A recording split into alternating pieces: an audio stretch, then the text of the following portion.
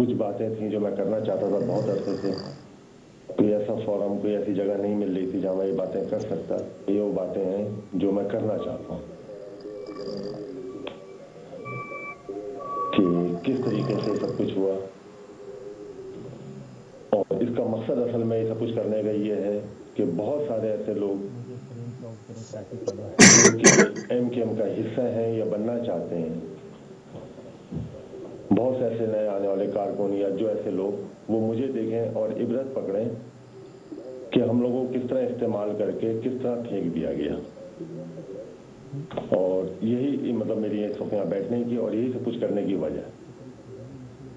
भट्टी साहब, आपने दोबारा क्लिप सुना और इसमें तो देखें, एक तो MQM के जो कारकुनों हैं उनको भी उन्होंने कहा कि वो आंखें खोलें और दिमाग का इस्तेमाल करें, हमें टिश्यू पेपर की तरह इस्तेमाल किया जाता है। और फिर जिस तरह उन्होंने कहा कि मैं भी अब उनका इबरत का निशान बन चुका हूँ, और फैमिली के हवाले से भी उन्होंने खदशात का इजहार किया कि मैं इन चीज़ों के बाद शायद मेरी फैमिली को उनके खतरात उसके लिए और भी बढ़ गए हैं। आप क्या समझते हैं ये सारी जो एक स्टेटमेंट्स आई है, इसमें टाइमिंग फैक्टर भी इंपॉर्टेंट है, और उसमें जो बातें की गई हैं और लाइव और जिस तरह नजर आ रहा है, बॉडी लैंग्वेज बता रही कि खौफो जबर में उनका बयान नहीं है, ये उनका एक रजाकराना सर जो इन्होंने बताया, मैं कह रहा हूँ वो अपने दिल से दर्द से कह रहे हैं,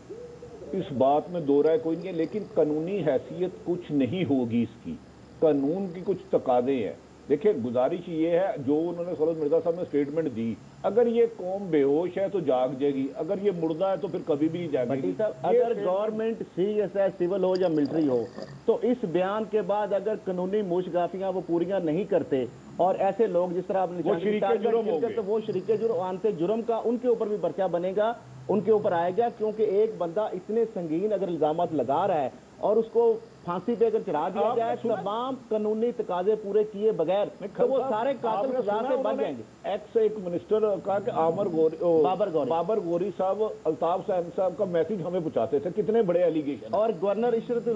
जो इबाद है उनके ऊपर जो इल्जाम लगा है, उनके बाद एक उनके पास आईनी होता है, वो भी उसके ऊपर भी कई सवाल उठे। वजीर आजम पाकिस्तान और वजीर दाखिला चोई निसार साहब फौरी तौर पर इस कार्रवाई लेके इसके कानूनी तकाजे पूरे करें और कानून के मुताबिक, सीनियर वकला के मुताबिक इनका रिकॉर्ड कराएं, ताकि आइंदा इस मुल्क को मजीद ऐसे वहशी दरिंदों से बचाया जा सके जो अपनी दरगिंदगी के लिए मासूम इंसानों की जानें लेते हैं, वरना हमारी दास्तां तबाह होगी आसमानों में। जी साबर साहब, आप इस सारी चीज़ों को किस तरह देख रहे हैं?